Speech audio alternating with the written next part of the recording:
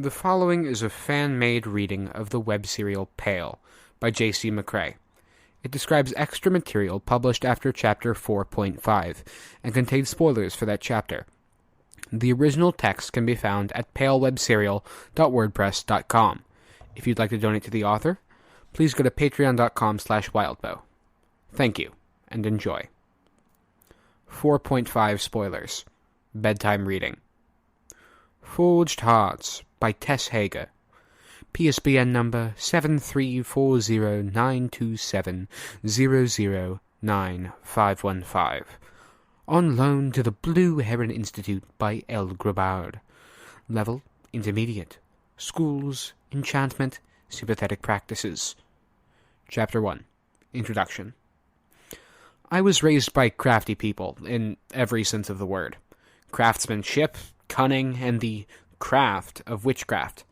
My mother was traded to a gnarling as a slave to make things for sale, in a wayside realm where others hid, somewhere between the fairy and earth. She created toys and trinkets, enchanting them, and the other would curse them before selling them to the unwitting. The curses would do their work, upending lives and casting people to long torments, collect the misery, and make their way back to the gnarling's hands. My father was a teenage practitioner, nothing too fancy, and would travel to and fro, buying and selling on each trip. He came across my mother, whittling and painting, and offered her help to reduce her workload and give her time enough to talk with him. She accepted, and thus they met through the making of things. There is more to that tale. She accepted his help, but he wasn't nearly so practiced as her when she'd done that work all her life. It would be another 10 years before she told him that her gnarling mother had thrashed her violently with holly branches after every one of his visits, for wasting the resources and doing work so poor it wouldn't hold a curse. A fair price, she saw it, for the company of this boy she was so besotted with. But she did escape, trading a curse to a neighbor in exchange for a giant's yawn, and trading the giant's yawn for a welcome. She spun the welcome into an awakening, doing it as my father had explained, made a promise to all others, and then aimed the gnarling's curses at her, secretly, one by one, over the course of a sleepless night. And that fairy cousin of a thing, already little more than a walking curse, was done and undone 3 times over by each curse in turn, until she was unmade. My mother walked the path my father had said he took to reach that place between fairy and earth, arrived in America without money, identification, or the ability to read. She crossed half a continent to find my father. They embraced, and then they were married within the week. My father's side of the story is shorter. When he was 7, his older brother drew a diagram to show him the summoning of an elemental. A part of the diagram was not closed, and the uncle I would never know had his very being pulled into the open part of the diagram. Elemental practitioners will be able to guess the end result. His being was folded into the natural, and as my father tells the story, for an acre around, wood became bone, and grass became tattered flesh and hair, dirt became ground meat, and the wind became a scream, punctuated by frantic cries. I have since looked into this to see if such a thing could be weaponized, and I'm suspicious a 7-year-old's interpretation of events painted it as larger in scale than it was. Within and immediately around the circle? Absolutely. But an acre? The power wasn't there. Nevertheless, I cannot debate the point with him, because it sits heavily with him 5 decades later. It crushed my grandfather, and when my father was awakened at a much older age, he was taught a great deal less. He led a quiet life, sedate, but he says it wasn't until he met my mother that he felt at peace. All of this is a lead into some thoughts on my own education, and how my parents approached that. I was awakened at 13. But my parents had not collected a lot of books or practices. My mother knew what enchanting she had learned from watching the other who kept her as a slave, and my father had learned just enough elemental practice to know what to watch out for, how to protect himself. I was sent off to a circle that taught young practitioners, because events at the time had us all wary of the state of the world, and they thought I should be prepared to handle anything that came. I was so talented with what little they were able to teach me, but when I went back to the circle and the tutors that waited for me there, I failed. I was held back a year, criticized, and it was suggested that the practice wasn't for me. An introductor even suggested I was lying when I said I'd made some of the things I'd brought. My spirits were so low that I started to believe it myself. It took me 4 more years before I deciphered the riddle. Practice, my dears, is about repetition, rhythm, and presentation. We take some form of power, often something others have to offer, or a bit of ourself, and we use that inviolable word to push that power into the ruts that our past has carved into existence. Those ruts are the circuits in the computer of reality, the currents in the aether of unreality. What, then, of enchantment, not to be confused with enchanters and enchantresses, but the use of practice to make something with its own special workings? How does one create a pattern when they aim to create something wholly new? We can inscribe the pattern directly into the thing, that is certainly a way, but then the object is little more than a diagram wrapped around an urn or sword or doll. We could do as my mother once did, and create the same things over and over. Surely a rut would form that way. Perhaps not in one lifetime, but it would form. Or we could take power or another and bind it into the weapon, a process that typically ends with the aforementioned inscribing of a pattern. These are conventional ways. I would guess a majority of typical enchanting tutors would teach these methods. Even when borrowing other methods, I've noticed the habit of stealing things with a firm inscription. Yet, there are items that we call enchanted that have no inscription, and no preceding pattern of manufacture. The things created by the gnarling that enslaved my mother had no mark, and if they had, the jig, as they say, would have swiftly been up. What good is a cursed item with a large magical diagram on it, or an inscription that is hidden inside the construction, when a child often takes anything and everything apart? Having a mark creates a weak point, and someone wishing to deal with the object can deal with either the object or the diagram that binds it. Because of the inherent stickiness of any measure one might take, the removal of the binding that seals it can undo the working, ruining the item. The workings may be intricate when diagrams are involved, and they can be strong, but they may well be only as strong as the material of the object that bears the intricacy. This was my difficulty, because I was raised with what I would term craft, rather than by practice. The word practice implies rote repetition, with aim of perfection. Craft, on the other hand, is skill, something that comes from the honing of the self. If it is to be used by people other than oneself, then it requires a skill in conveying something to the audience, or in inviting the audience in. This tome addresses the manners and ways in which one can develop the skill. In Chapter 2, we discuss the others for whom craftsmanship is tied to their being: the dwarves of Deep Midgard, artisan fae of the Spring Court, master craftsmen and muses, and some peddlers, a broad category encapsulating your magic shop other, including those similar to the aforementioned gnarling. We'll discuss ways to shape the self and put yourself into craftsmanship, including titles, signatures, and immersive crafting. Chapter 3 will cover others who create the material from nothing, sometimes with its own properties. Greater powers, such as gods, may create something from nothing to bestow a gift on a chosen champion. Some animuses for whom giving powerful gifts is a common practice, sword-bearers. Some goblins I hesitate to attempt to label, the labels intentionally change, and those others with access to a strong mean of translating power between states. Practical lessons that pull on similar concepts detail the creation of an item out of raw power, with lessons ranging from beginner, mundane items, to intermediate, items with power and traits.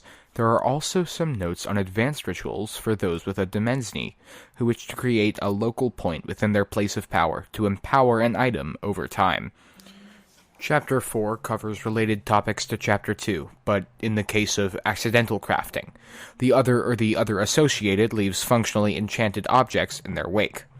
Others born of the morass of original void, revenants with their death tokens, echoes and objects that are receptive but not hallowed, goblins, as in so many things, unfortunately, and things both material and immaterial that reside in another realm for long enough to absorb qualities, can all produce these items.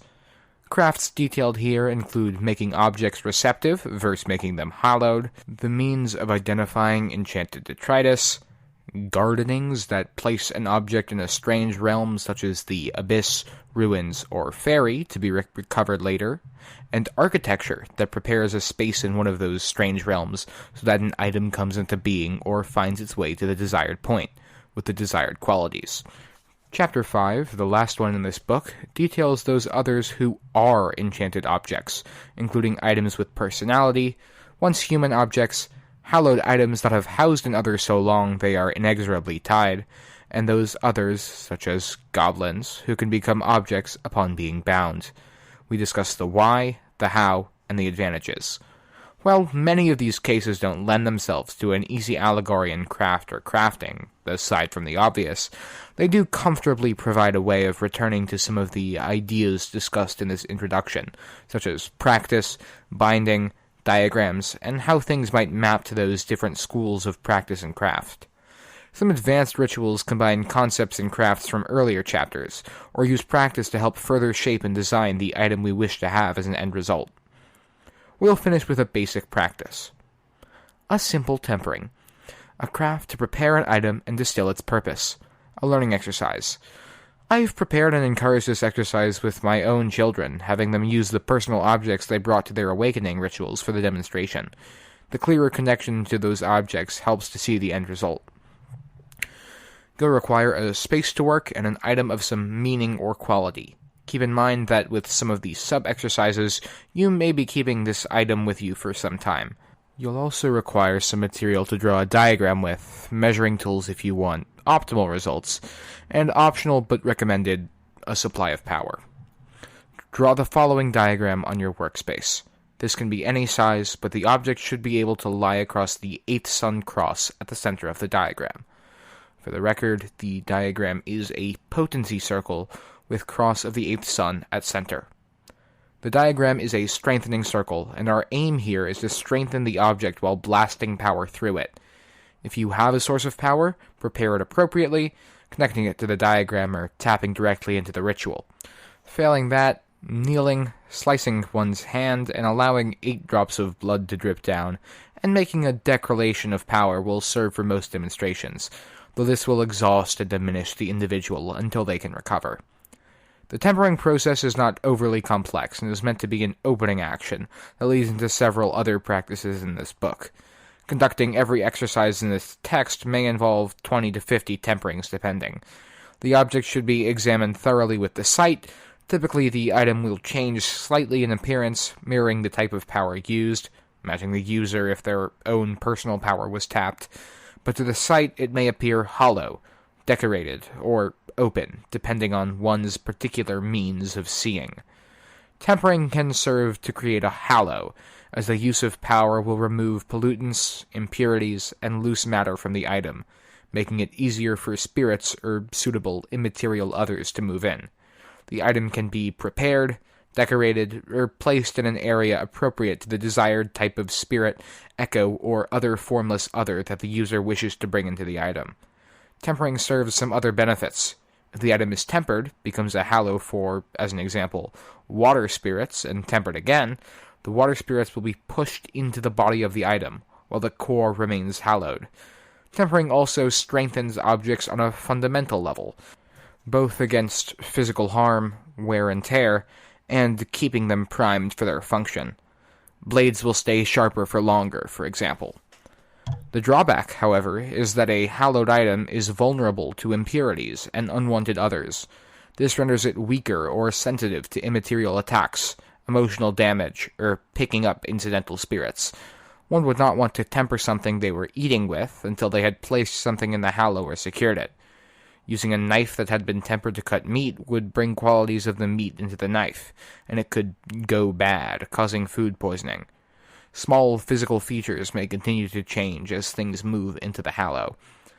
Sub-exercises. Temper an item important to you, such as what you awoke with, and wear it close to your heart, or your person if the heart is too difficult, for at least a week. In this case, we are treating the hallowed object by surrounding it with motifs and qualities. These motifs and qualities will attract spirits and echoes that are drawn to those motifs and qualities. Often, these will be things that match, but they can be things that consume those qualities. The motifs and qualities are ourselves and the clothes we wear, and our daily activities, and the spirits and forces attracted should closely align with ourselves. Examine the item again after. Temper an item of some quality that isn't important to you, for reasons that will soon become apparent. Leave it be for a time, then return to it. Study what came to dwell in the Hallow, apply fundamental negative principles for that typology of other, and try to destroy the item. Use the site at every step along the way. Familiarity with this process can lead to some ways to destroy other objects. Repeat step 2, but instead of destroying it, temper it again, specifically targeting whatever resides within it. Observe the changes in quality. Once done, we have some foundational knowledge we can use as we move on to Chapter 1. Quasi by Unnamed. PSBN number 11396979986664. Added permanently to the Blue Heron Institute Library by Mrs. Durocher. Level Intermediate. Schools Half-Light. Hatresva Visceral. The moon was behind me as I walked my lonely path. Whispers followed me, brimmed of wath and wrath. No shadows that I could see, but I could feel his breath. I turned and staggered, then fled from promised death. Breath fogged, heels dogged, he wouldn't let me be. The monster that threatened I was none other than me. A man dons an animal skin and stalks a forest trail. Another drinks an alchemical admixture and becomes a beast of another sort. A feral thing wears his victim's skin and goes to the man's home to eat a dinner, his family unnerved but unable to say exactly why.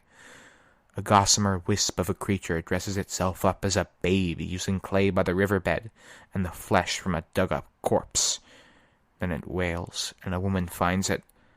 The corpse it dug up was that of her baby, recently lost, and she is stunned to long silence by how it resembles her child. She brings it into her home. Walls separate man and monster. Artfully addressed, Half-Light practices aim to capture the best of both at once. Once we begin the journey, however, the way back to normalcy is hard, if not impossible. Quasi is divided into 4 sections, to be read in any order as needs demand. In harsh moonlight, we look at the means of storing and restoring humanity. Those who have been set on this path by another may find the techniques therein a good way to stave off transformations or progression of a condition, such as becoming a ghoul or securing a fading self. Beginners of Half-Light practices are advised to read that section next, and take steps to prepare and stock up on measures to control or recover from what follows. When a situation gets out of control, the stock of old fingernail clippings or stored blood may prove invaluable for a quick infusion of one's prior self. In Long Shadows, we list and explore some of the most common creatures that wear human guises and join human society.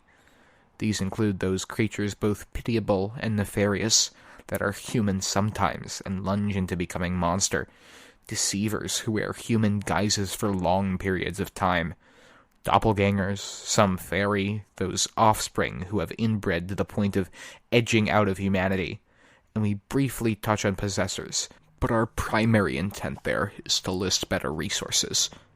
Material from other sections can be reversed to target weaknesses, compel the human form for a while, or force the monstrous change where nothing can be hidden, to unravel their doings.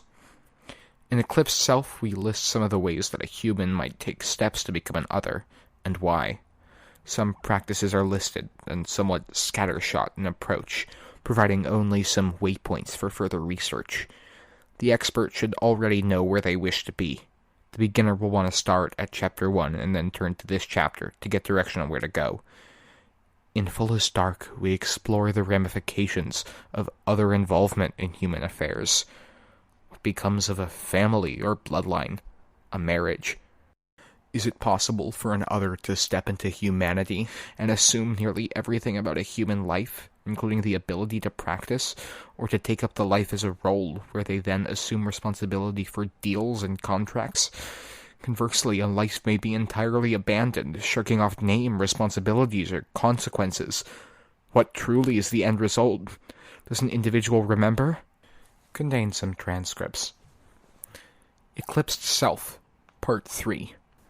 4 basic rituals are listed, in order, as per the viscera, otherness stemming from within, mine, otherness starting at the outside, calendar, otherness at set intervals, and unfettered, otherness from detachment categories. The 6-berry admixture is the basic ritual for the viscera approach, and paves the way for future progression. A simple and flexible herbal concoction, softening those parts of the self that are firm, and scouring away that which is disposable. Taken as a triple dose, one might soften their own bones and features enough to mold them, but should expect up to a month of aches and pains after the admixture's effect wears off, as the body fights to return to normal. The citation practice is the basic ritual for the mine approach. A paper is prepared and laid into the skin to meet the self, then removed. Color may be pulled from a lock of hair, pupils from eyes, or scars from flesh. This will weaken the practitioner in many ways, some not immediately obvious or intuitive. The practitioner should then shore themselves up with power, with the awareness that the type and amount of power will affect just how the body fills in the blanks. Each surgery in this manner may strengthen or alter them in the longer term. Advanced use of this practice can cite away more abstract elements, but this should be done with extreme care, on a sturdy foundation of healed physical changes done with this or other mind practices. Other advanced approaches allow citing away the qualities of another individual or other to be taken into oneself, forcing one's own exaggerated, unwanted qualities into others, and treating one's wounds by using the citation to remove the damage. Removed scraps will take on physical form as papers, mementos, and/or things with small power to them, useful in various visceral practices. Note that restoration of what was sacrificed is difficult to impossible. The Bloody Sundays calendar practice is rather more open-ended, setting a strict time frame for changes, not necessarily the namesake Sundays, with a list of possible contracts and others. Some of the possibilities include transformation into a vengeance curse, shift into one of the 7 ideal selves covered in Eclipsed Self Part 2, the Brute, the Grace, etc., and tapping into a realm for a set time. This should be considered a moderate-tier ritual, and be constructed with close assistance and due precaution. Once begun, the contracted time frame must be written out. Finally, the most accessible, unfettered practice is the shadow of oneself. The self is opened up and astral projected into, sometimes while the practitioner is asleep. Individual issues, memories, and facets of the self can be explored and confronted as physical things and places, growing more meaningful as one gets deeper, and may be slain with physical means or altered with practice. At 7 points along the periphery of the self where it meets the rest of the universe, often past key barriers, core memories, karmic barriers, inner demons, one can address or attempt to slay things such as specific connections, specific marks of karma, morality, and other incarnation-related aspects, and any attached curses or abstract qualities. Once sufficiently threatened, and it will be threatened even if the practitioner is healing it, such as by removing a curse, the self can be expected to attack the practitioner, in hopes of destroying the part of them that seeks to change so drastically.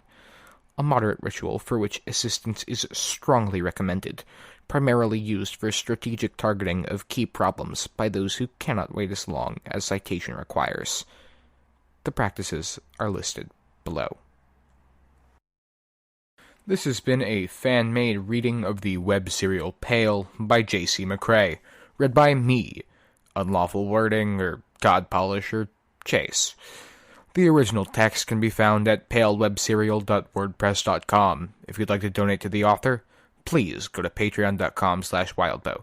Thank you very, very much for listening.